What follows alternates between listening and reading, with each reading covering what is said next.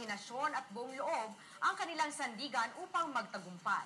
Gaya na lamang ng kwento ni Jerry Riparit, alamin natin kung paano niya binuksan ang pintuan ng pagdenegosyo sa ulat nila Lane Tiangco.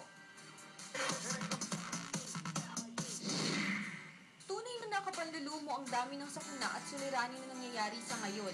Kaya naman nagiging mahirap para sa Pinoy ang sumugal sa larangan ng buhay, partikular na sa pagnenegosyo, at pinipili na lamang ang mga muhan. Ngunit iba ang paniniwala ni Jerry Gian Riparit.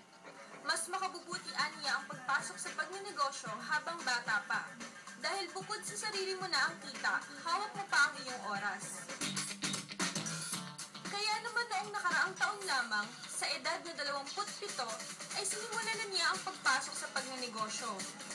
Itinayo niya ang peak season na nagbebenta ng mga door hangers. Siniguro niya na kakaiba at wala pang katulad sa merkado ang kaniyang produkto. Personal kasi niyang ginagawa ang mga disenyo nito. Malaki ang naitutulong ng pagiging positibo ni Gian. Alam niya na sa kabila ng hindi ito pangunahing pangangailangan ng tao, buo ang kanyang paniniwalang papatok ang kanyang negosyo at tatanggapin ito sa merkado. Yung starting capital ko is 100K all in na po. Yung advantages, you hold your own time.